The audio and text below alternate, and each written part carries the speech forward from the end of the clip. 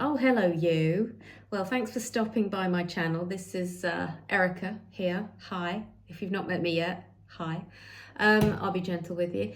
Today, we've got an article specifically for Green Crew that I wrote for Dockwalk back in 2024. It's about dock walking, so it seems quite apt, doesn't it? So just to say before we start, there's loads of information on dock walking on my website, in my book, Super Yacht Life. So anything else you need, just give us a shout or buy my book. It's easy, it's on Amazon. Anyway, let's get stuck in. Now, dock walking is a time-honoured method for aspiring super yacht crew members to secure job opportunities. It's been a rite of passage since, well, forever. I mean, look at the title of the magazine that this comes from. So what is it? Well, dock walking involves approaching yachts directly while they're docked, introducing yourself and expressing your interest in joining their crew. Pretty much exactly what the word suggests. So while the process may seem informal, success in dock walking requires planning, professionalism, and some good communication. Here's my comprehensive guide on how to master the art of dock walking to land your dream super yacht job. Now, before we start, we need to mention the legalities. Make sure you're allowed to dock walk in the country you're planning on heading to. I was just reading on Fort Lauderdale Yacht Crew Facebook page that there are a huge number of South African crew there right now looking for work. This is completely illegal, unless of course they also hold a green card or a US passport. My bet is the majority don't.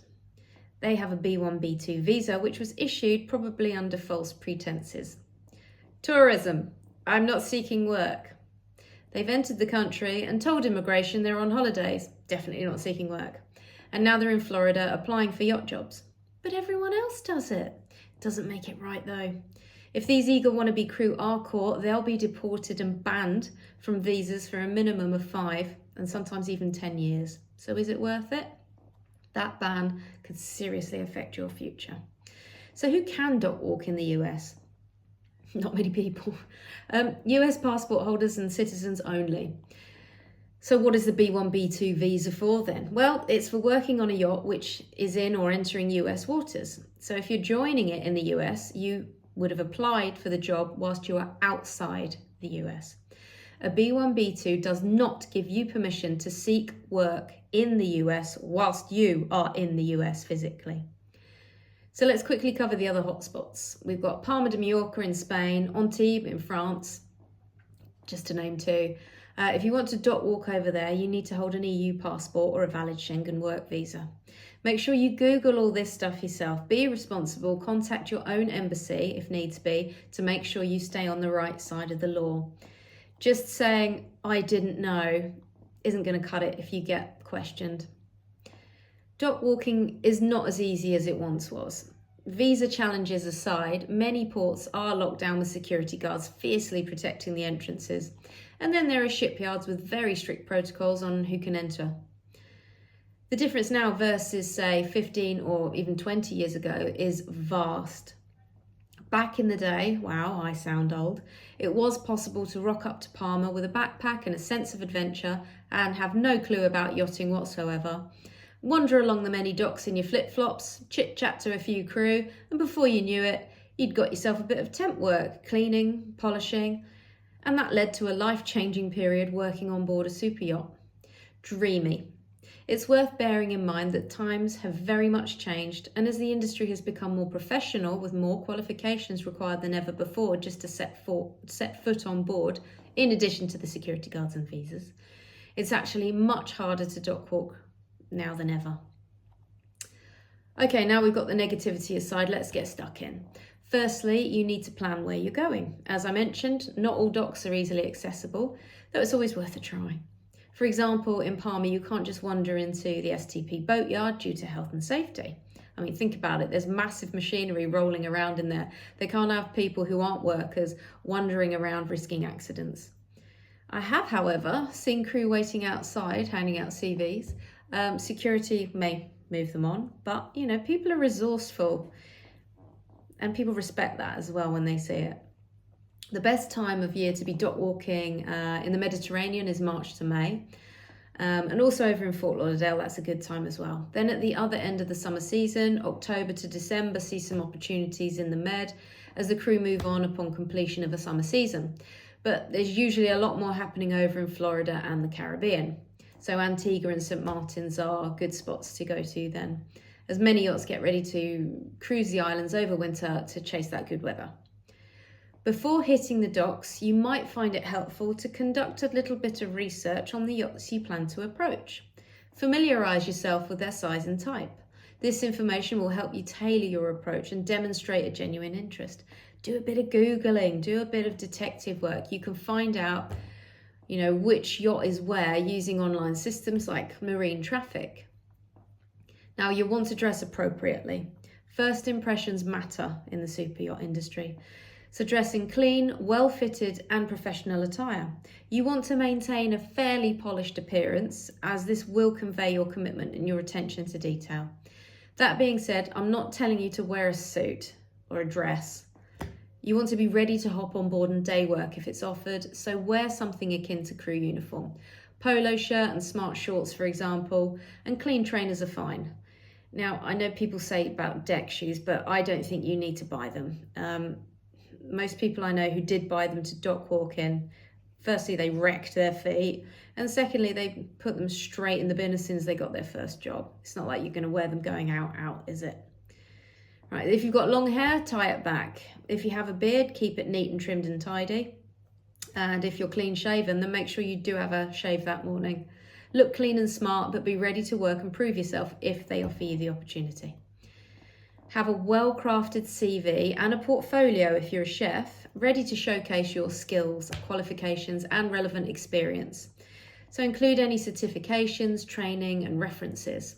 A concise and visually appealing chef portfolio can make a lasting impression on potential employers. And if you like, you can use business cards with your name, contact info, a little photo, maybe some info on you on there. For example, the job you're seeking, your highest qualification. You might pop a QR code on there, which will lead people directly to your CV. Be creative. We've seen new chefs dockwalking with cupcakes and cookies, new deckhands with personalised t-shirts, and new stews handing out sweets with CV QRs attached. It's all about beating the competition, so these little touches really do go a long way. Right, so now you're prepared and you're armed with the right clothes and CV, potentially some cakes as well. So now comes the hard bit, so plan your approach strategically. You may wish to start with smaller yachts to build up your confidence and refine your pitch if that makes you more comfortable, and gradually work your way up to the larger vessels. Pay attention to the yacht's schedule, focusing on peak times when the crew are more likely to be on deck. And if you see guests are on board, never bother them. And never bother the crew when the guests are on either. They've got enough on their plate right then. Approach each yacht with confidence, but do maintain respect for the crew's privacy and working environment. Introduce yourself clearly. Mention your relevant skills, experience and enthusiasm for working in the industry. Be friendly, professional and approachable. Most crew will be nice to you, but occasionally you will encounter the odd grumpy guts. Ignore any negative encounters and move on. They might be having a terrible day, so don't take it personally. Now, dockwalking is not just about handing out CVs, it's about building relationships. You can engage in friendly conversations with crew members, express genuine interest in their experiences if they want to share them, and ask, thoughtful questions. Networking can lead to valuable connections and insights. So, if yachts see you time and time again, tirelessly walking the docks, but always with a smile and a hello and a wave, then eventually they might have an opportunity for you, or they might recommend you to a friend of theirs on another boat. Connections are everything in this industry. And be prepared to interview on the spot with absolutely no preparation. This does happen. So if someone starts grilling you about your experience and your qualifications, then do remain calm and just go with the flow. Emphasize your transferable skills that are relevant to the super yacht industry. Whether it's hospitality, maritime or customer service experience, showcase how your skills can contribute to the smooth operation of the yacht and enhance the overall guest experience. Yeah, do you like that? And if you're invited on board, take your shoes off. Leave them on the dock. Now, super yacht crews do value candidates who are eager to learn and adapt.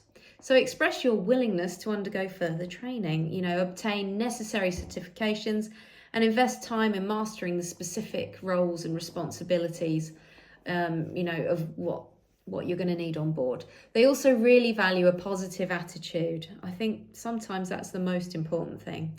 A happy disposition and a good sense of humour go a long way. They're looking for someone who'll be a good addition to their current dynamics. Sometimes, as I say, that's more important to them than the skills and experience of a new crew member. If they see in you someone who's going to fit in, who they can mould, then great. Dock walking may not always yield immediate results. In fact, it very rarely does. So persistence is key. If you don't secure day work on your first attempt, maintain that positive attitude. Keep smiling. Continue refining your approach. Consistent and professional efforts will eventually pay off. So hang in there. It's worth remembering that most yachts don't engage crew agents when they're looking for greenies. You know, why would they want to pay us a fee when they can pick people up off the docks to hop on board for a chat and a bit of day work and just see how they fit in with their current guys and girls? Dock walking is the best way to get your first yacht job. Once you've got a season or more under your belt, you'll have a lot more success applying for roles on online platforms and via agents. Plus, this is also the best way to pick up day work. Any experience is a help during these early stages of your career and should be added to your CV along with reference contact details of the person you work for. The more day work you get, the better. Being available in person to interview and trial makes you way more likely to get hired. So even if it's proving impossible to dock walk in your chosen location, sometimes due to too many crew, dock security will stop dock walkers, or there could be an important event happening, or I think we had something like an EU summit going on in Nice, so no one could get to the docks, and whatever reason, sometimes it's just not possible. So just make sure you apply for jobs in the area and let them know in your cover letter that you're available right there and you're ready to trial or meet up for a coffee or whatever. And, make sure you attend any networking events or opportunities you can, also to get your face known in the area. If you can't get to the yachting hubs, then of course apply online and use every resource you can. But remember that those crew who are on the ground in the hotspots will have a major, massive, huge advantage over you. It's incredibly rare for a green crew member with absolutely no yacht experience to get hired via Facebook if they're not there. Sorry guys, but it's the truth. So there you have it. If you can, place yourself where the action is if you want to get your first yacht job, and get out there with a smile on your dial. And next year, when you're working on board in your perfect job and you see a nervous face at the end of the passerelle saying good morning and asking if you're having any work available, I hope you pause for a moment and give them some encouragement, because we've all been there. Wow, that was a long one, wasn't it? Well, I hope you found that helpful. As always, drop me some comments. Tell me your thoughts on dock walkers and dock walking. It's horrible. I don't think any other industry does it, anything like that, where you've got to wander from employer to employer with your hands out like, please sir, give me a job. Wild. Anyway, but it is a rites of passage in CPO, as I mentioned right at the beginning. But yeah, plenty more information for green crew in my book and on my website as well, on the community page, so check it out. Thanks for listening.